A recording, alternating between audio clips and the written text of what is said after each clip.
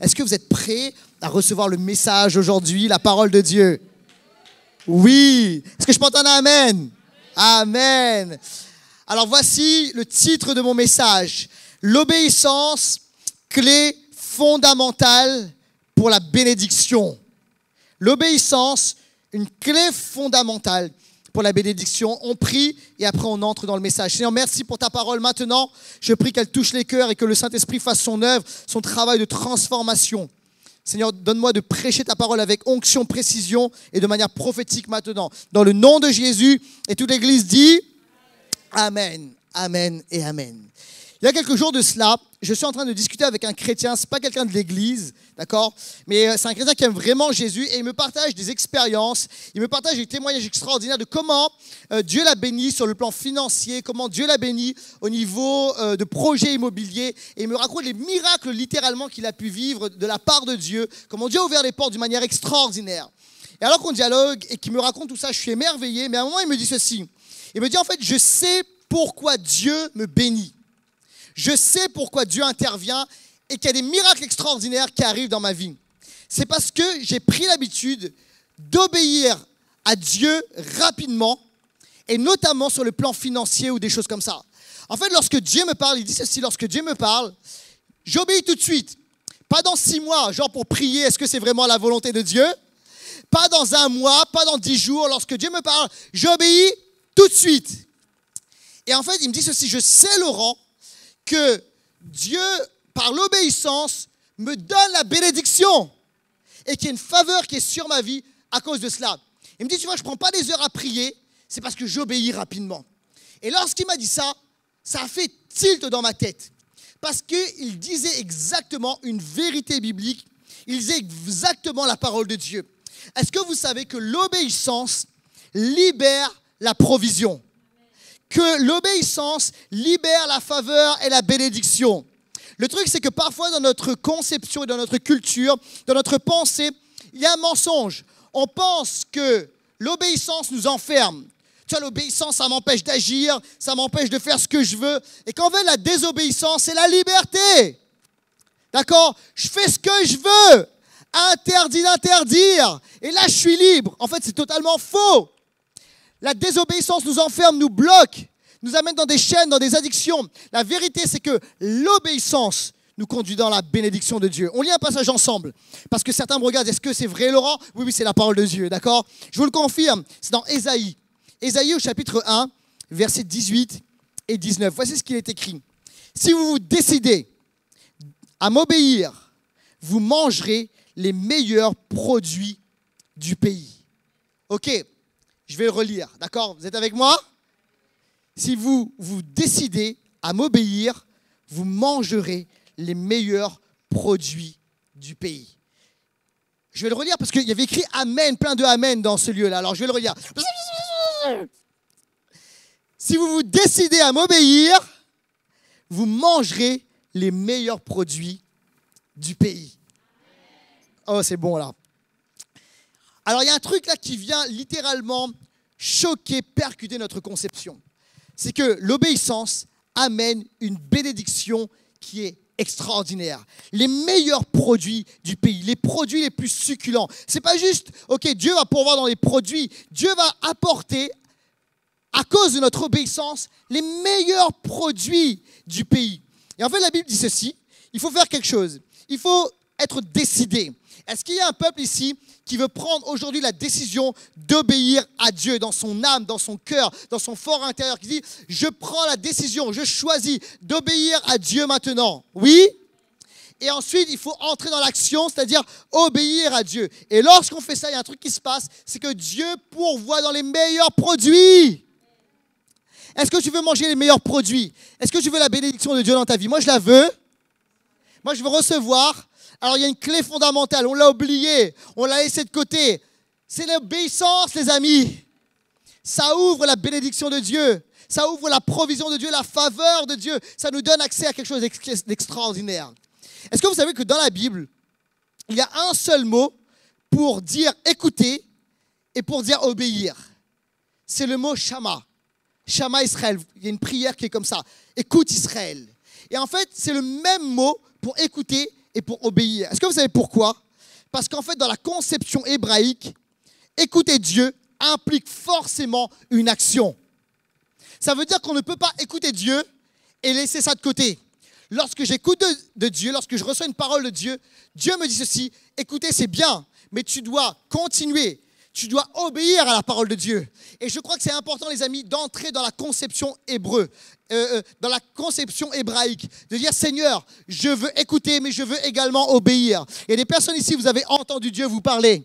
Vous avez reçu une parole de Dieu. Et Dieu te dit ceci: est-ce que tu veux goûter à la bénédiction? Et tu te dis: est-ce que Seigneur, je peux vivre la bénédiction? Oui, tu as écouté, mais tu n'as pas encore obéi. Et Dieu te dit: tu dois entrer dans le concept schéma, dans le concept écouter et obéir. Et tu veux entrer dans la bénédiction de Dieu. C'est maintenant le temps d'entrer dans l'action de l'obéissance. Quelqu'un a dit amen à cela. Et alors que tu vas le faire, tu vas recevoir la bénédiction et la faveur de Dieu. Voici ce qu'il est écrit dans Deutéronome chapitre 11 verset 8. Obéissez, le mot en hébreu c'est shamar. Ok, obéissez donc à tous les commandements que je vous ai prescrits aujourd'hui. Et vous serez forts. Vous pourrez conquérir le pays dans lequel vous êtes sur le point d'entrer pour en prendre possession. Dieu dit ceci: obéissez et vous serez forts. Obéissez et vous allez conquérir. Obéissez et vous allez hériter le pays. Ça, c'est la bénédiction de Dieu. Ça, c'est la faveur de Dieu. Et ça passe forcément par quoi? Par l'obéissance. Est-ce que vous êtes avec moi? Est-ce qu'on peut aller un peu plus loin maintenant? Ok, parce que je voudrais entrer un peu plus dans le vif du sujet. Et je voudrais entrer dans mon premier point. Et mon premier point est le suivant: le prix de la désobéissance. Parce que certains se disent: ok, il y a un prix à payer pour obéir à Dieu. C'est vrai. Mais est-ce que vous savez qu'il y a un prix pour la désobéissance? Lorsque tu désobéis, il y a un prix à payer. Et je voudrais voir ça avec vous. On va lire dans Genèse au chapitre 4. Genèse chapitre 4, versets 6 et 7. Alors, certains connaissent peut-être cette histoire.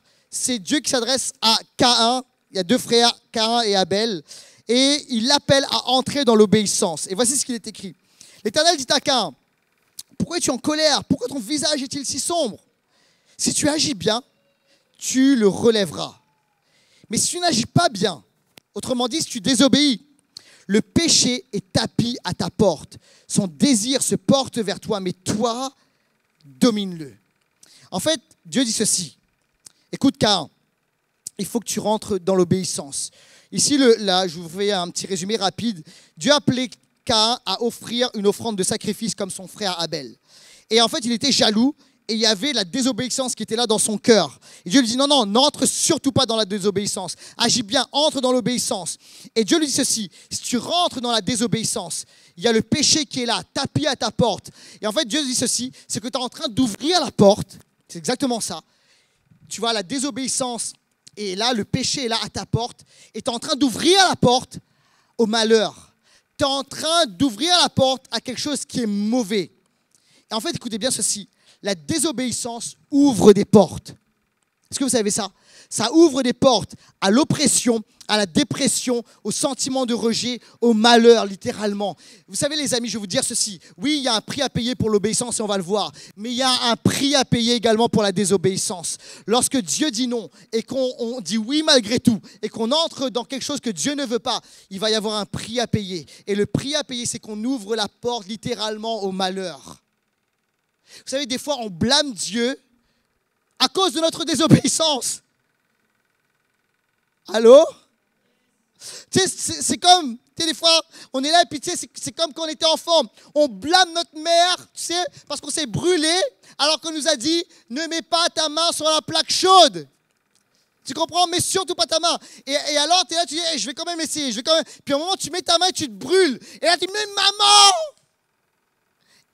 Et qu'est-ce que ta mère t'a dit à ce moment-là? Je t'avais dit. La, la, la, la. Puis des fois, tu sais, avec Dieu, c'est pareil. On dit: Dieu, pourquoi je suis dans la galère? Pourquoi est-ce qu'il y a des problèmes dans ma vie, etc. Et puis Dieu, où est-ce que tu es? Et puis si tu m'aimes. Et c'est pas que Dieu ne nous aime pas, c'est que parfois, les amis, il y a une dimension de responsabilité. C'est le prix de la désobéissance. Et notre désobéissance peut nous amener dans la galère, dans les problèmes, dans les difficultés. Ça peut ouvrir la porte à toutes sortes de choses mauvaises. Est-ce que je peux aller un peu plus loin? Vous savez, vous connaissez cette phrase, peut-être pour ceux qui ont grandi dans l'église, vous connaissez cette phrase, l'obéissance vaut mieux que les sacrifices. Est-ce que vous connaissez cette phrase? Mais peut-être certains ne connaissent pas le contexte de cette phrase. Alors je voudrais qu'on aille dans le contexte, je voudrais qu'on lise le passage ensemble, d'accord? Le contexte, c'est quoi? Je vous pose le décor. C'est le roi Saül qui va conquérir, qui va à la guerre. Et Dieu lui dit, je te donne le territoire, je te donne le peuple, mais à ce moment-là, tu ne dois rien garder. Zéro butin, d'accord? Tu détruis tout. Et à ce moment-là, il y a une forme de désobéissance. Et on lit le passage. 1 Samuel, chapitre 15, versets 21 et verset 22. Mais le peuple, et en fait c'est Saül qui parle au prophète Samuel, parce qu'il lui dit, hey, qu'est-ce qui se passe? Est-ce que vous avez gardé le butin? Est-ce que vous avez obéi? Et il dit ceci, mais le peuple a pris sur le butin, les meilleures brebis, les meilleurs bœufs, qui devaient être consacrés, afin de les offrir en sacrifice à l'Éternel, ton Dieu à Gilgal. Samuel dit, l'Éternel trouve-t-il autant de plaisir dans les holocaustes et dans les sacrifices que dans l'obéissance à sa voix? Non, l'obéissance vaut mieux que les sacrifices et l'écoute attentive, Shama, l'obéissance, vaut mieux que la graisse des béliers. En fait, là, écoutez bien les amis, il y a un truc qui se passe. En fait, Saül a essayé de rouler Dieu. Et ça ne marche pas. Dieu lui a dit, tu prends rien. Et en fait, ils ont quand même pris et ils se sont dit, mais vous savez ce qu'on va faire? Ok, on désobéit, on le sait, mais on va un peu s'arranger avec Dieu. On va faire des sacrifices et puis ça va passer avec le Seigneur. Tu sais, des fois, on pense que, nos sacrifices peuvent compenser un peu notre désobéissance. Tu vois, on fait un espèce de deal avec Dieu et puis ça va marcher, Dieu va passer. Tu vois, c'est comme si Dieu te dit non. Puis toi, tu es en mode, ouais Seigneur, je sais que tu m'as dit non, mais je vais faire un petit truc pour te faire plaisir. Tu comprends? Allez, je vais faire une offrande, je vais soutenir ce ministère. Seigneur, tu as quand même vu, ok? C'est-à-dire que Dieu te dit non, mais tiens Seigneur, je vais passer plus de temps en prière. Tu vois ce que je veux dire? Et en fait, on essaie comme ça de compenser parfois. Pas toi, hein? Peut-être que tu connais quelqu'un qui connaît quelqu'un qui connaît quelqu'un. Puis on essaie de compenser, enfin ce quelqu'un essaie de compenser en disant, ok Seigneur, bon, mais regarde quand même ce que je fais à côté. Regarde comment je soutiens ce missionnaire. Regarde comment je témoigne de toi. Je sais que tu ne veux pas de cette situation, je sais que tu dis non à cela, mais regarde quand même, on peut un peu s'arranger Seigneur, regarde. Et Dieu dit ceci, l'obéissance vaut mieux que les sacrifices. En fait, est-ce que je peux te raconter une histoire? Mais il ne faut pas que tu me juges. Je ne suis pas rassuré par votre silence. Il y a quelques jours de cela, je suis réveillé vers 3 heures du matin. Et en fait, je n'arrive pas à me rendormir et je ne comprends pas pourquoi. Et à 3 heures du matin, normalement, je dors bien. Demandez à ma femme. Enfin, normalement, qui dort, à part si je ronfle. C'est pour ça que je dis ça. Je suis réveillé à 3 heures du matin et j'arrive pas à me rendormir et j'ai une seule pensée, va prier. Lève-toi, va prier. Alors je sens l'appel à la prière, mais je sens un autre appel. C'est l'appel de ma couette bien chaude.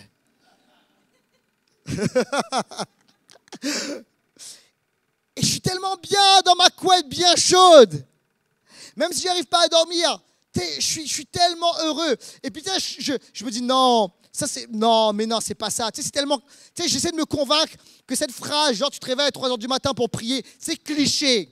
Tu comprends ce que je veux dire? Non, c'est ta pensée, tu vois. Mais le truc, c'est que ça me lâche pas. Ça me lâche pas. Ça me lâche pas. Et là, en fait, je me mets tu comprends, à faire un petit arrangement avec Dieu. Est-ce que je peux être honnête avec vous? Arrêtez de me juger. Et je dis, Seigneur, mais tu sais que je me lève tôt tous les jours pour chercher ton cœur et ta face. Seigneur, pourquoi est-ce que je dois me lever à 3 heures du matin? Tu sais qu'en ce moment, en plus, je manque de sommeil. Tu sais que j'ai des enfants en bas âge. Tu sais que j'ai besoin de sommeil pour te servir parce que je suis pasteur à plein temps et j'ai tellement de choses à faire. Seigneur, je dois sauver Paris. Je ne peux pas être en forme. Et ça va se dire, oh, mais quand même, Laurent, tu t'es levé, tu as été prié. Non. Est-ce que je peux être honnête? Et je dis, Seigneur, demain, je t'assure, je prendrai encore plus de temps, je vais prendre plus de temps dans l'intercession, dans la prière, etc. Et en fait, mon réveil sonne le matin, d'accord, et en fait, tu sais, je me lève, mais tu sais, je sais que c'était pas OK ce qui s'est passé hier soir. Et j'arrive, tu sais, je vais dans mon temps de prière comme je fais tous les jours. Et là, je vais comme pour prier, comme d'habitude, tu vois. Et là, je vais bombarder dans la prière encore plus. Et en fait, j'arrive et je bug. J'arrive pas et je dis, Seigneur, j'arrive pas à prier. Et je dis, OK, pardon. Et là, le Seigneur me dit cette parole. L'obéissance vaut mieux que les sacrifices. Et le Seigneur me dit ceci. Il dit, Laurent, est-ce que tu sais pourquoi j'ai voulu te réveiller à 3 heures du matin? Il me parle. Est-ce que tu sais quelle situation peut-être sur laquelle il fallait prier à 3 heures du matin? Si je t'ai donné un fardeau de prière à 3 heures du matin, peut-être qu'il y avait quelqu'un qui avait besoin à ce moment-là d'un intercesseur à l'autre bout du monde, ou je ne sais pas trop où, qui avait besoin que quelqu'un prie pour lui à 3 heures du matin. Je t'ai donné ça. Et si tu veux que je te continue à te donner de l'intercession prophétique, il va falloir que tu te lèves. Ok, tu comprends ça? Et là, je dis, oui Seigneur, je me repens Seigneur. Oui Seigneur, je me repens Seigneur. Alors, j'ai compris, l'obéissance vaut mieux que les sacrifices. En fait, écoutez bien ceci, les amis. Il y a des moments, Dieu ne nous dit pas forcément, c'est d'aller prier, je ne sais pas combien de temps. Oui, je suis pour la prière, le jeûne, etc. Mais écoutez bien, ça ne doit jamais compenser la dimension de l'obéissance. Ça ne doit jamais être fait pour dealer, pour s'arranger avec Dieu. Écoute-moi bien, soutenir un missionnaire, faire quelque chose à droite, à gauche, évangéliser, faire une bonne œuvre. C'est jamais pour compenser, tu sais, un arrangement, une désobéissance. Non, Dieu dit ceci, je veux, mon peuple, que tu obéisses tout de suite, parce qu'il y a un prix à la désobéissance. Est-ce que vous êtes là? Alors, est-ce que je peux aller encore plus loin maintenant? Ça va mieux. Parce que je voudrais parler maintenant du prix de l'obéissance. Alors, on a parlé des désobéissances, on parle maintenant de l'obéissance, mais il y a quand même un prix à payer pour l'obéissance. Et je voudrais qu'on voit ça. Deuxièmement, le prix de l'obéissance. Alors, je voudrais vous parler de 2 prix. Le premier prix à payer pour l'obéissance, c'est la crainte de Dieu au-dessus de la crainte de l'homme. C'est tellement important, les amis. Il y a quelqu'un dans la Bible que j'aime énormément qui s'appelle Daniel. D'accord? Vous trouvez son histoire dans son livre, Daniel.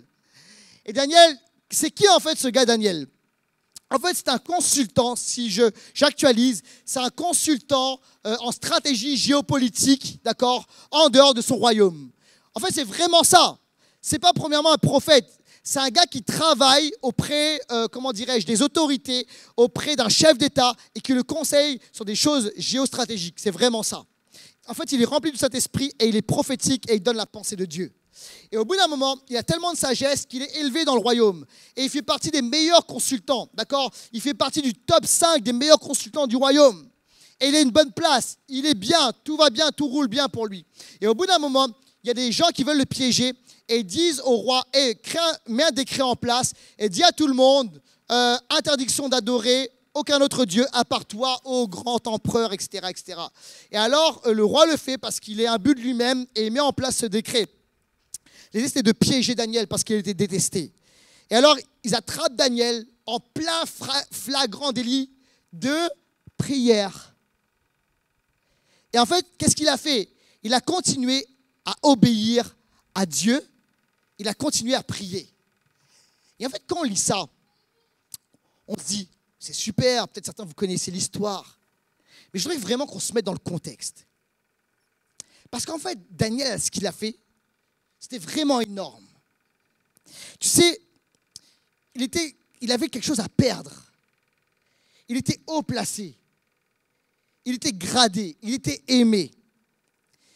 Et il aurait pu, s'arranger, avoir un petit compromis de désobéissance. Tu comprends? En disant, ok Seigneur, pendant un laps de temps, je ne vais pas te prier, je ne vais pas non plus adorer le roi, d'accord? Mais je ne vais pas te prier, d'accord? On va s'arranger un peu comme ça. Parce que j'ai beaucoup à perdre. Est-ce que vous comprenez cela? Mais Daniel a fait quelque chose.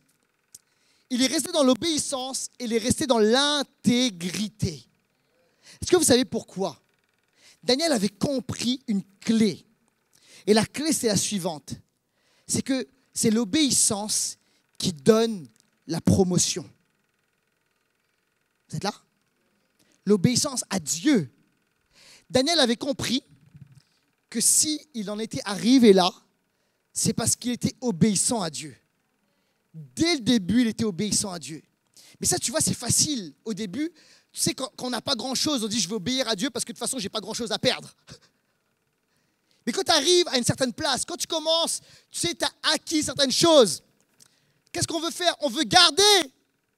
Et parfois, on peut faire des petits arrangements. Vous êtes là ou pas? Tu sais, je connais quelqu'un qui travaille dans la finance. Et il m'a expliqué des trucs. Il dit, il y a des gens qui ont beaucoup, beaucoup d'argent. Et en fait, ce qu'ils font, c'est qu'ils vont faire des petits compromis pour garder ce qu'ils ont.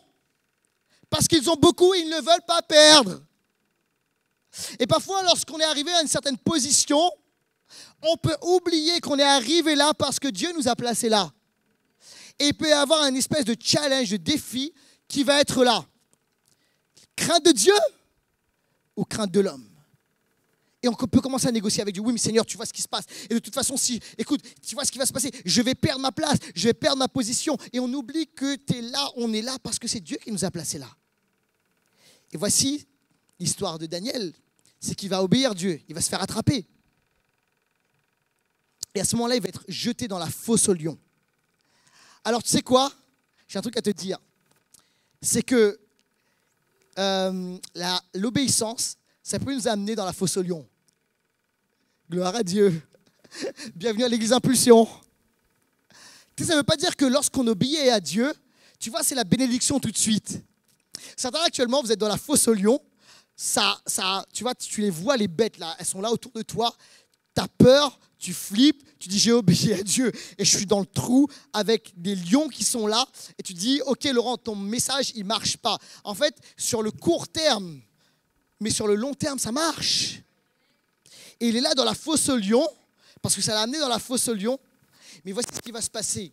Les lions sont là, mais ils ne le touchent pas. Le lendemain, le roi est perturbé dans son sommeil et il va voir ce qui se passe. Il dit, est-ce que tu es là, Daniel? Très bien. Comment vont les lions? Ah, c'est des lions, je pensais que c'était des chats. Version Laurent Rupi. Et à ce moment-là, oh, extraordinaire, le roi est content. Il sort Daniel, son numéro 1, consultant numéro 1. Il le sort de la fosse au lion. Et voici l'histoire incroyable. Tu vois, on est dans l'Ancien Testament, enfin, on est dans l'Antiquité plutôt. Il prend les gars, il prend leur famille, tous ceux qui ont causé un piège, tendu un piège à Daniel, et il les jette tous dans la fosse au lion. Les chats sont transformés en véritables lions. Les gars se sont fait dévorer. OK? Et à ce moment-là, Daniel, qui était un des consultants numéro 1, devient carrément, un des gouverneurs en dessous de l'empereur, et il a encore une promotion. À ce moment-là, voici ce qui se passe et voici mon point. C'est que l'obéissance, c'est quoi le prix de l'obéissance? C'est qu'il va falloir choisir entre la crainte de l'homme et la crainte de Dieu. Mais si tu choisis dans la crainte de Dieu, c'est possible.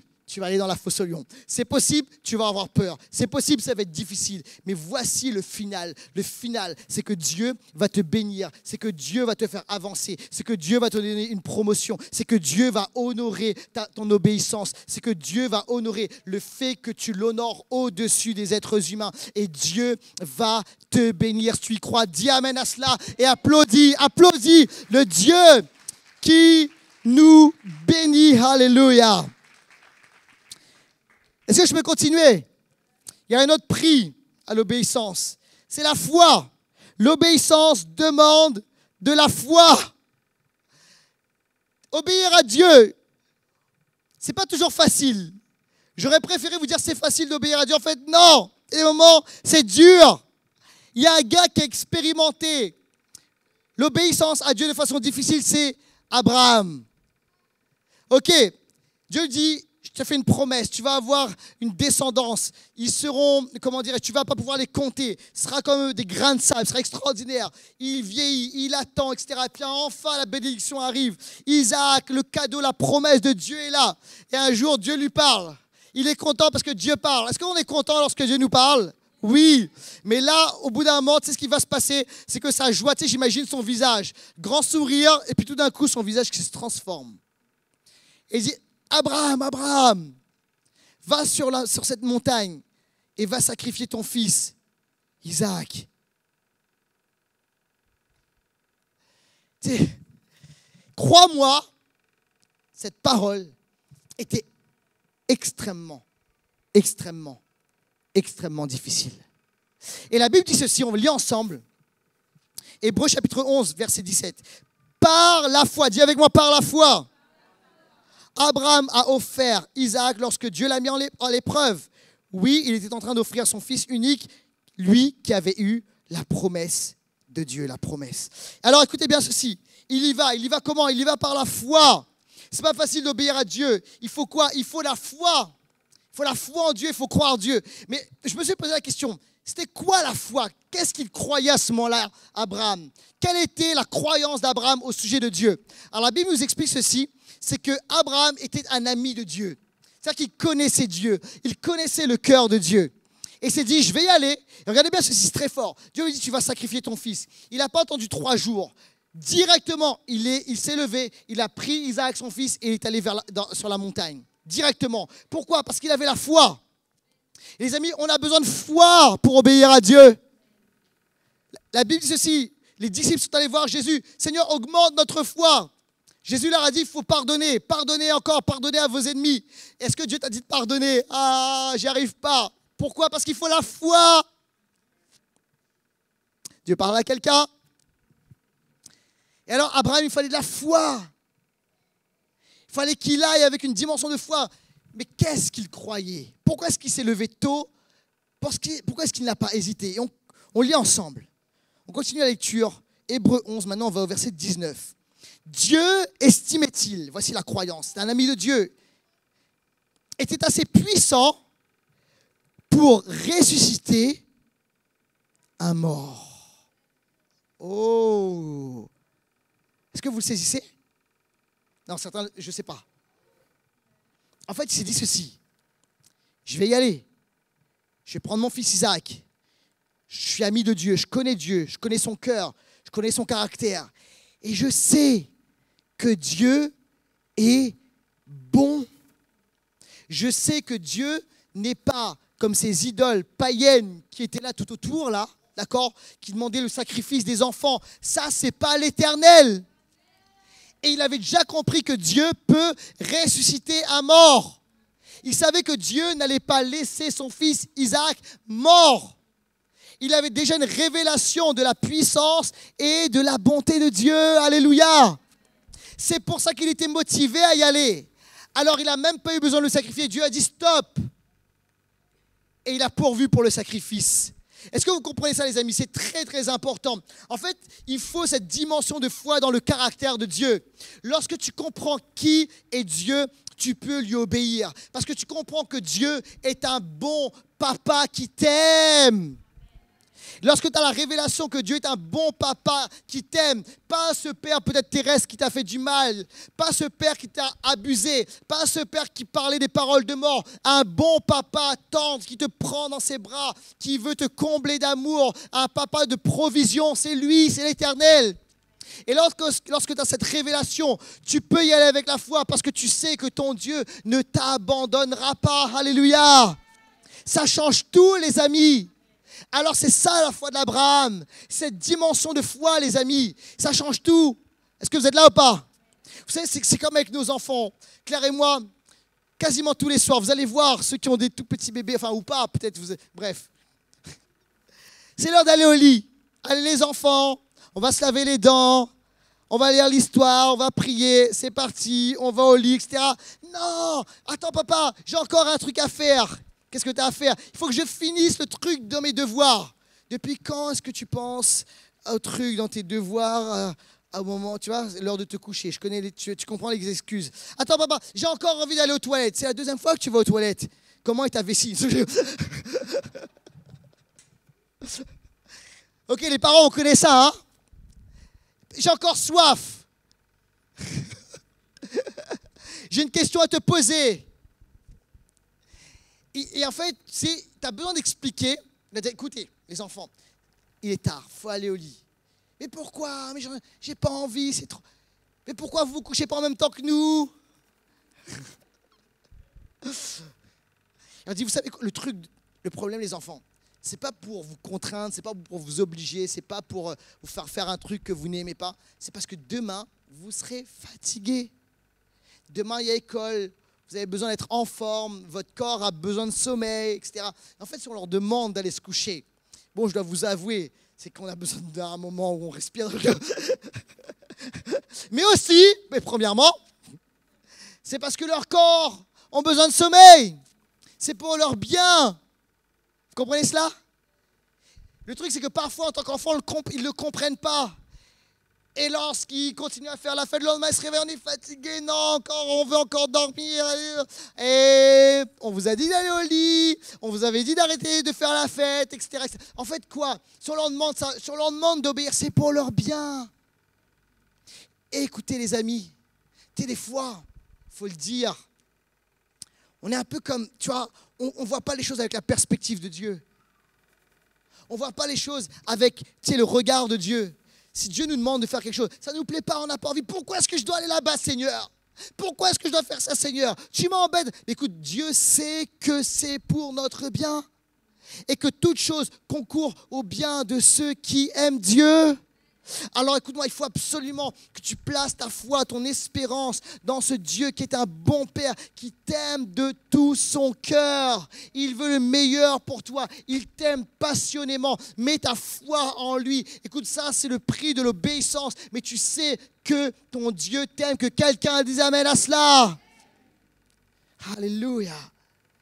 Est-ce qu'on peut aller dans le troisième point maintenant? Je voudrais qu'on se pose cette question et qu'on y réponde. Comment vivre l'obéissance? Parce que je voudrais être pratique. Comment est-ce qu'on peut vivre cette dimension d'obéissance dans notre vie? La première chose, les amis, c'est d'aimer Dieu. Est-ce qu'on peut commencer par le commencement? Pour vivre les commandements de Dieu, pour vivre l'obéissance, la base est d'aimer Dieu. Il y a un verset, c'est peut-être le verset le plus mal compris de toute la Bible. Et moi, je l'ai mal compris pendant des années, je l'avais mal compris ce verset. Peut-être que tu l'as lu, puis tu l'as mal compris. Voici le verset. Jean 14, 15. Si vous m'aimez, gardez mes commandements. C'est Jésus qui parle. Si vous m'aimez, gardez mes commandements. Moi, j'ai toujours lu ce verset, mais c'est en mode condamnation. Ok, Seigneur, il faut absolument que je garde tes commandements. Si je ne garde pas tes commandements, ça veut dire que je ne t'aime pas. Allez, avouez. Vous l'avez déjà lu comme ça aussi. Ah, je dis, ok, il faut que je garde les commandements de Dieu. Il faut que je garde les commandements de Dieu. Il faut que je montre à Jésus que je l'aime. Alors non, il ne faut surtout pas que je pêche. Et dès que tu fais un écart, ah, non, Seigneur, oui, je t'aime, je t'assure que je t'aime en vrai. Et il y a tellement de personnes qui vivent les choses de cette manière, en mode condamnation. Et en fait, écoutez bien ceci, on s'est trompé sur ce verset. En fait, ce verset est un verset qui libère. Parce qu'en fait, quand tu l'étudies dans le grec, tu comprends que ça ne veut pas dire ça. Et il y a une version, c'est la version Summer, qui, à mon avis, donne la meilleure traduction. Et voici ce qu'il est écrit. Si vous m'aimez, vous suivrez mes commandements. Si vous m'aimez, vous suivrez mes commandements. Ok. Et là, ça veut dire quelque chose de différent. Ça ne veut pas dire je dois garder pour montrer à Dieu que je l'aime. Ça ne veut pas dire ça. C'est inversé. Ça veut dire ceci. Je dois aimer Dieu, prendre plaisir en Dieu. Et alors que je prends plaisir en Dieu, la conséquence naturelle sera que je vais suivre ses commandements. Et ça, c'est libérateur. Parce qu'on arrête de vivre enfermé, en mode légaliste. Je dois absolument suivre les commandements de Dieu, sinon Dieu va me foudroyer et il va croire que je ne l'aime pas. Non. On va commencer à changer de mentalité. Et on va dire, Seigneur, je veux prendre plaisir en toi. Je veux t'aimer de tout mon cœur. Je vais passer du temps dans la louange. Je vais chanter Emmanuel. Petit instant, pub, communication. Et je vais prendre plaisir dans ta présence. Et je vais t'aimer, je vais recevoir ton amour. Et alors que je vais le faire, la conséquence, ça va être juste facile. Je vais suivre tes commandements. Ça va être facile. Est-ce que vous êtes là ou pas? Et sur mon téléphone, je peux vous dire un truc. J'ai en fond d'écran celle que j'aime le plus. Ma chérie Claire. Et tu sais, j'ai une photo que j'aime particulièrement de Claire. Et à chaque fois, donc je prends mon téléphone et je la regarde. Et je la vois, je dis, oh, elle est tellement belle. Et tu vois, et à ce moment-là, tu sais ce qui se passe, c'est que je l'aime, tu sais, je l'aime tout le temps, mais là, tu comprends que mes yeux l'aiment, genre, oh, elle est belle, oh, elle est magnifique, etc., etc. Et tu comprends qu'à ce moment-là, et même toujours, mais il n'y a aucune place pour quelqu'un d'autre, tu vois. Et en fait, lorsque tu te mets à aimer quelqu'un, à libérer de l'amour, à manifester de l'amour, à entretenir de l'amour, il n'y a pas de place pour d'autres personnes. Est-ce que vous êtes là ou pas? Et en fait, c'est ça que signifie ce verset. Ça signifie ceci: prends plaisir en moi, regarde-moi, passe du temps juste à m'aimer. Et tu verras, le truc, c'est quoi? C'est que ça sera facile de suivre mes commandements. Moi, c'est arrivé dès le début de ma conversion lorsque je suis devenu chrétien. Je deviens chrétien et dès le début, il y a un truc qui se passe. Moi, j'étais un amoureux d'arts martiaux, d'accord? Et je faisais du karaté, j'avais commencé à l'âge de 6 ans. J'étais un passionné d'arts martiaux, c'était toute ma vie, etc. Et là, je me donne à Jésus. Et je ne dis pas forcément que c'est mauvais et qu'il faut forcément arrêter si on fait des sports de combat. Ce n'est pas ce que je suis en train de dire, mais moi, c'était mon histoire. Parce que c'était ma passion. C'était ce que je suivais à fond. C'était mon Dieu, littéralement. Mais lorsque je me suis donné à Jésus, Jésus est venu remplacer tout cela. Et mon amour s'est orienté vers le Seigneur. Oh, il est venu transformer ma vie, sa présence, son amour, sa joie, la parole de Dieu. Tout ça, c'était extraordinaire. Il y a un truc qui s'est passé, c'est que naturellement, je n'avais plus envie de faire cela. Plus envie de pratiquer le karaté. Et un jour, je me souviens, ça fait longtemps que je n'avais pas été à l'entraînement, ce qui m'arrivait jamais. Mon prof m'appelle, me dit, bah, t'es où Laurent, on ne voit plus, qu'est-ce qui se passe? Il trouvait ça complètement anormal. Et je dis, ok, non, mais t'inquiète pas, je suis là, je vais venir. Et là, ce jour-là, je vais quand même à l'entraînement, je n'avais pas envie d'y aller, mais je vais à l'entraînement. Et alors que je suis à l'entraînement, et ça ne m'était jamais arrivé, je me prends vraiment un mauvais coup. Je me prends un mauvais coup de pied dans le nez. Et là, je pisse le sang, j'ai du sang partout, sur mon nez, sur mon visage. Et je vais me nettoyer, je vais dans les vestiaires pour me nettoyer, pour nettoyer mon visage. Et là, je me regarde dans la glace. Et il y a une pensée qui vient sur mon cœur. Ce n'est plus ta place ici. Et à partir de ce moment-là, je savais que c'était fini. Pourquoi? Est-ce qu'un pasteur m'a dit, c'est pas bien les arts martiaux? Non. Est-ce que quelqu'un m'a dit, tu dois mettre Jésus à la première place dans ta vie? Tu ne dois pas avoir d'autre passion que Jésus? Non, jamais. En fait, juste ce qui s'était passé, c'est que l'amour de Jésus est venu renverser une idole dans ma vie. Ce qui était Dieu dans ma vie. Et Jésus, juste, est venu m'aider à suivre naturellement ses commandements et à faire de lui le number one, le numéro 1. Ça, c'est quoi? C'est aimer Jésus. Et lorsqu'on aime Dieu, on va suivre ses commandements. Est-ce que vous êtes là ou pas? Ok, autre chose, comment suivre Jésus? Et j'ai appelé l'équipe de louange à bien vouloir revenir, s'il vous plaît. Comment suivre Jésus dans l'obéissance? La puissance de la grâce. Est-ce que vous savez que la grâce, ce n'est pas juste un concept, quelque chose de lointain. La grâce est littéralement une puissance, les amis. Parce qu'on ne peut pas obéir à Dieu par nos capacités. On a besoin de la puissance de la grâce de Dieu. Et justement, ça c'est disponible pour nous. Voici ce qu'il est écrit dans 2 Corinthiens, au chapitre 12, au verset 9. C'est l'apôtre Paul qui est là, et puis il essaie de s'en sortir, il essaie de combattre, etc. Parce qu'il a, il a toutes sortes de luttes. Et Dieu lui dit ceci, il m'a répondu, ma grâce te suffit. C'est dans la faiblesse que ma puissance, donc la grâce de Dieu est associée à la puissance. Ma grâce te suffit, c'est dans la faiblesse que ma puissance se manifeste pleinement. Waouh! Ma grâce te suffit, c'est dans la faiblesse que ma puissance se manifeste. Est-ce que tu es là, tu veux obéir à Dieu, mais tu te sens faible, tu ne te sens pas capable?